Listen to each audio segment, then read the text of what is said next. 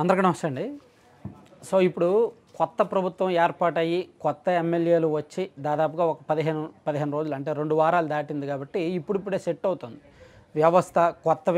కొత్త ప్రజాప్రతినిధులు, కొత్త అధికారులు, మార్పులు, చేర్పులు, బదిలీలు ఇవన్నీ కూడా ఇప్పుడిప్పుడే సెట్ అవుతున్నాయి. ఆల్రెడీ ఐఏఎస్లు, ఐపీఎస్ల స్థాయిలో బదిలీలు జరిగిపోయాయి. ద్వితీయ శ్రేణిలో అంటే ఆర్డీఓలు, డిఆర్ఓలు, జేసీలు, అలాగే ఈ పోలీసుల్లో డిఎస్పీలు, సిఐలు, ఈ ట్రాన్స్ఫర్లకు సంబంధించి చర్చలన్నీ జరుగుతున్నాయి. లాబింగ్లు, అప్లికేషన్లు అవన్నీ జరుగుతున్నాయి. సో అయితే ఇక్కడ మనం ఈ 2 పార్టీల్లో కూడా అంటే ఈ 2 పార్టీల అధికారంలో ఉన్నప్పుడు మనం ఒక వేరియేషన్ గమనించవచ్చు. గతంలో వైసీపీ అధికారంలో ఉన్నప్పుడు అంటే నేను బాగా అబ్జర్వ్ చేసి చెప్తున్నా, వైసీపీ అధికారంలో ఉన్నప్పుడు ఎమ్మెల్యేలు ప్రజల్లోకి రావడానికి భయపడేవాళ్ళు. వాళ్ళు ఎమ్మెల్యేలు ప్రజల్లోకి వస్తే అదేదో ఒక పెద్ద పండగలాగా, ఏదో పెద్ద సంబరంలాగా చేసేవాళ్ళు. సో వైసీపీకి ప్రధాన మైనస్ అదే. ఎమ్మెల్యేలకేమో జగన్మోహన్ రెడ్డి గారు దొరకరు, ప్రజలకేమో ఎమ్మెల్యేలు దొరకరు. ఎమ్మెల్యేలకేమో జగన్మోహన్ రెడ్డి గారు అపాయింట్మెంట్ ఇవ్వరు, ప్రజలకేమో ఎమ్మెల్యేల అపాయింట్మెంట్ ఇవ్వరు. అలా ప్రజలకు అందుబాటులో ఉన్న ఎమ్మెల్యేలు అతి తక్కువ మంది మాత్రమే.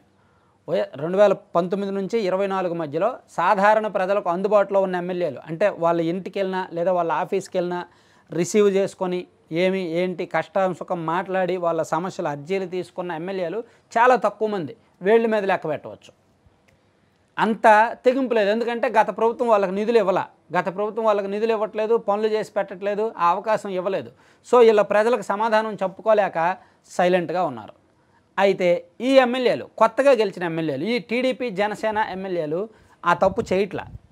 ఆ అపవాదు ఎదుర్కోవడానికి వాళ్ళు సిద్ధంగా లేరు. ఇప్పుడున్న పరిస్థితి చెప్తున్నా. మేబీ కొత్త కాబట్టి కొన్నాళ్ళ సంబరం పండగ ఉంటుంది, సో ప్రజల్లోకి వెళ్దాం, ఆ తర్వాత మళ్ళీ మన అసలు రూపం చూపిద్దామంటే ఎవరేం చేయలేరు.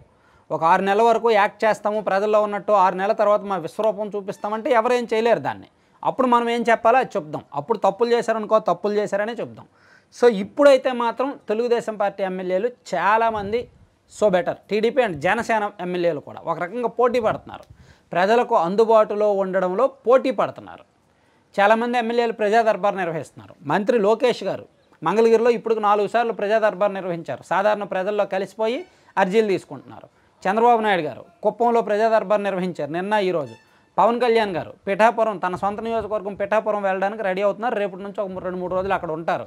అలాగే రాష్ట్ర వ్యాప్తంగా చాలామంది ఇతర ఎమ్మెల్యేలు కూడా సొంత నియోజకవర్గాలకు ఎక్కువగా అవకాశం ఇస్తారు. ఇప్పుడు మంత్రి గొట్టిపాటి రవి గారు మంత్రిగా ప్రమాణ స్వీకారం చేసినప్పటికీ, ఆయనకు మంత్రి పదవి వచ్చినప్పటికీ ఆయన ప్రతిరోజు ఏదో ఒక టైంలో కాన్స్టిట్యున్సీలో తిరుగుతూనే ఉన్నాడు ఆయన. అలాగే చిలకలూరుపేటలోని తన క్యాంప్ హౌస్లో ప్రజలకు అందుబాటులోనే ఉంటాడు ఆయన. అలాగే చాలామంది అనగాని సత్యప్రసాద్ గారు కానీ, స్వామి గారు కానీ, వీళ్ళందరూ కూడా అలాగే ఉన్నారు. అంటే మంత్రి పదవులు వచ్చినప్పటికీ ప్రజలకు అందకుండా పోలే. గత ప్రభుత్వంలో బాగా గ్యాప్ వచ్చింది, ప్రజలకి ఎమ్మెల్యేలకి విపరీతమైన గ్యాప్ వచ్చింది. ఆ రిజల్ట్ 2024 ఎన్నికల్లో బాగా కనిపించింది.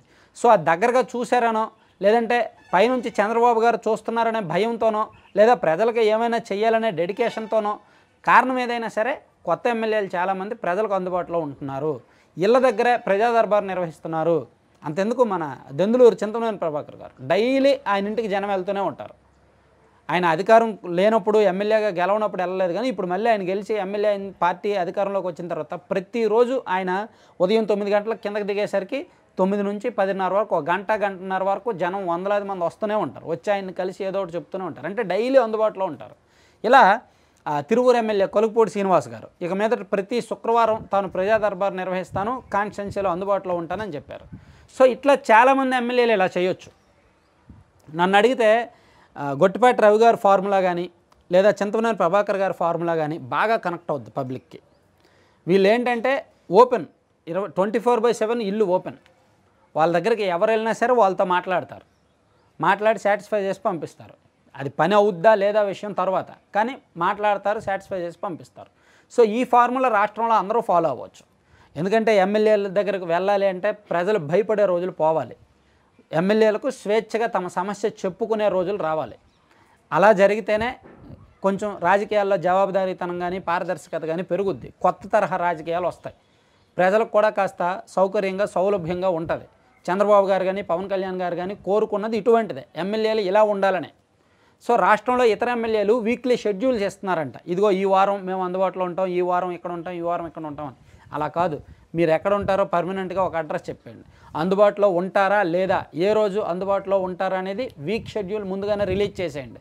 ఆ రోజు వచ్చేలా చూసుకోండి. లేదు కొంతమందికి లాంగ్ డిస్టెన్స్ ఉంటాయి, మండలాల వారీగా ఉన్నప్పుడు ఒక మండలం నుంచి ఈ మండలానికి రావడానికి ఒక 30-40 కిలోమీటర్లు ఉండొచ్చు, దూరం ఎక్కువ ఉండొచ్చు.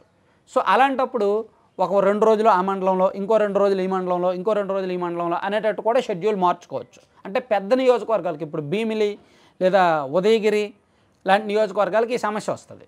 అప్పుడు వాళ్ళు ఏం చేయాలంటే డివైడ్ చేసుకోవాలి, ముందుగానే షెడ్యూల్ చెప్పాలి. ఇదిగో ప్రతి శుక్ర శనివారాల్లో ఈ మండలం, ప్రతి సోమ మంగళవారాల్లో ఈ మండలం ఈ చోట అన్నట్టు చెప్తే బాగుంటుంది. సో కొత్త ఎమ్మెల్యేలకి ఇది మంచి అవకాశం. చాలామందికి ఇంకా మళ్ళీ పోటీ చేసే సత్తా ఉంది, వయసు ఉంది, అలాగే ప్రభుత్వం కూడా సహకరిస్తుంది. జగన్మోహన్ రెడ్డి గారు లాగా చంద్రబాబు గారు ఏమీ అపాయింట్మెంట్లు ఇవ్వకుండా ఉండరు.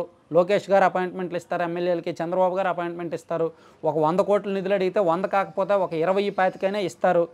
సో అందుకని ప్రభుత్వం బాగానే ఉంది, కానీ ఎమ్మెల్యేలు కూడా జాగ్రత్త చేసుకుంటే బాగుంటుందని ఒక సూచన మాత్రమే. Thank you.